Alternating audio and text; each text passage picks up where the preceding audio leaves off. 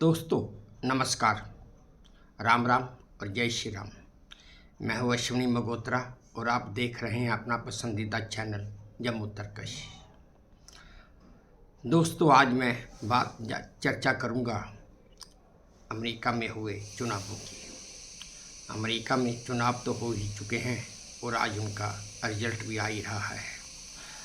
जो नतीजे आ रहे हैं और जो उनका रुझान है उसके मुताबिक पूर्व राष्ट्रपति डोनाल्ड ट्रंप दोबारा सत्ता में काबिज हो रहे हैं।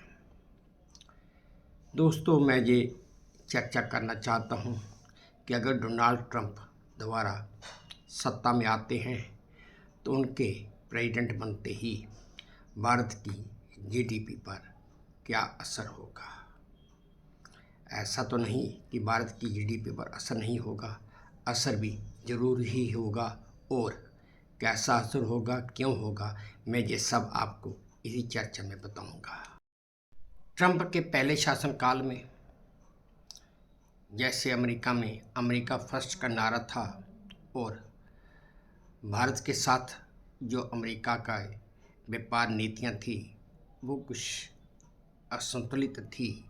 उनको संतुलन में लाने के लिए अमेरिका ने अपनी कुछ नीतियों में बदलाव भी किया था।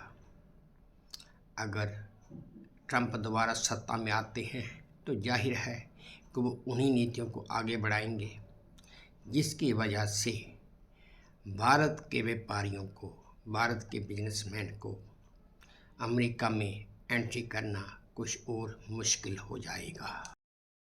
और दूसरी तरफ भारत की अर्थव्यवस्था का, जीडीपी का एक बड़ा हिस्सा जो अमेरिका में आईटी सेक्टर में है और आउटसोर्सिंग का काम भी करता है। जैसे डोनाल्ड ट्रंप ने अपने पहले कार्यकाल में वीज़ा नियमों को सख्त किया था और उस सख्ती की वजह से भारत के कई कामगारों को अमेरिका में एंट्री मिलना मुश्किल हो गया है।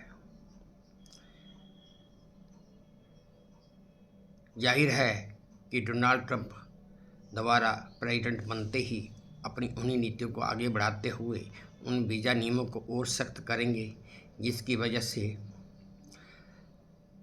अमेरिका में रहने वाले भारतीयों के लिए आउटसोर्सिंग का और जो नए आईटी कामगार हैं, जो वर्कर्स हैं, उनको अमेरिका में एंट्री मिलना और मुश्किल हो जाएगा।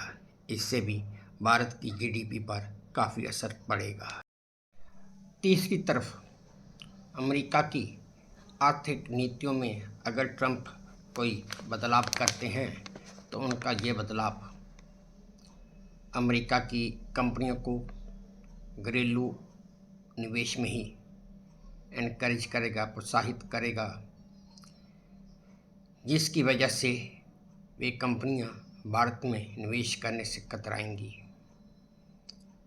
अगर भारत में अमेरिका से या उनकी कंपनियों ने निवेश करना कुछ कम कर दिया या बंद कर दिया तो इसकी वजह से भारत की एफडीआई में भी गिरावट आएगी और ये भी एक बहुत बड़ा कारण हो जाएगा जो भारत की जीडीपी को भी अफेक्ट करेगा।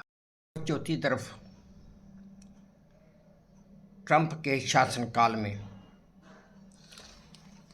डॉलर और मजबूत होता चला जाएगा जिसकी वजह से रुपया कमज़ोर होता जाएगा। भारत को आयात करने के लिए ज़्यादा खर्चा करना पड़ेगा। इस आयात के ज़्यादा खर्चा करने की वजह से भारत में जीडीपी का असर होगा। कच्चा तेल भी महंगा हो जाएगा और महंगाई बढ़ने की भी पूरी संभावना हो जाएगी। इन सब बातों का निष्कर्ष तो यही निकलता है कि अगर ट्रंप प्रेसिडेंट बन जाते हैं तो उनकी इन नीतियों की वजह से भारत में जीडीपी का कुछ असर तो होगा, लेकिन एक तरफ ये भी है इसके कुछ अच्छे प्रभाव भी होने की संभावना है।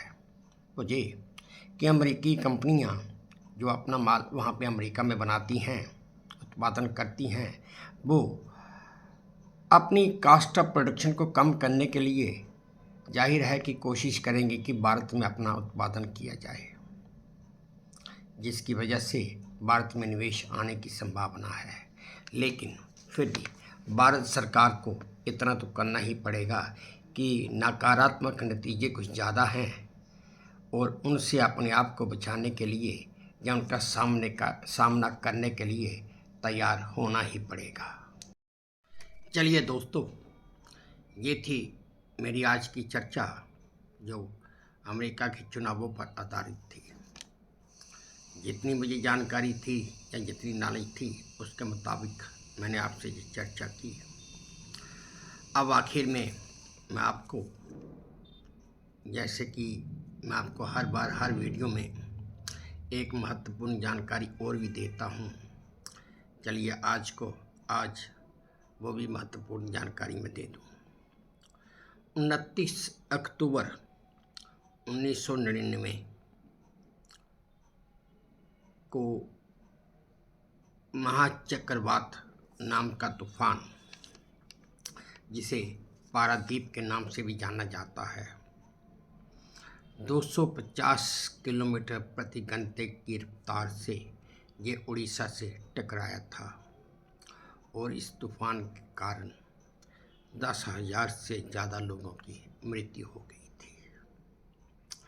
इस तूफान ने लाखों घरों को प्रभावित किया, तबाह कर दिया था और इसे अब तक का भारत का सबसे शक्तिशाली चक्रवात माना जाता है।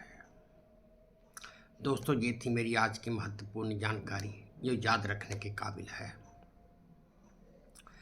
अब आखिर में मेरी आपसे फिर प्रार्थना है कि अगर आपको मेरा ये चैनल पसंद है या मेरी जानकारी अच्छी लगती है तो प्लीज़ इसे सब्सक्राइब कीजिए और कमेंट बॉक्स में अपने विचार भी रखिए, ताकि मुझे कहाँ सुधार की ज़रूरत है वो भी बताइए, ताकि मैं सुधार भी कर सकूं।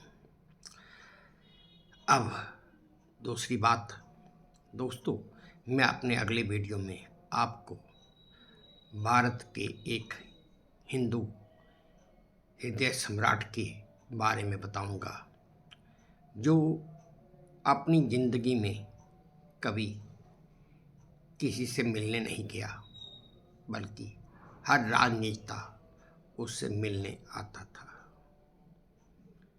उसने कभी हिंदुत्व को नहीं छोड़ा। जीते जी उसने एक ही बात कही थी कि मैं हिंदू हूँ और हिंदू ही रहूँगा और मैं कभी भी हिंदुत्व को नहीं छोड़ूंगा। अपने अगले वीडियो में मैं आपको उसके बारे में बताऊंगा।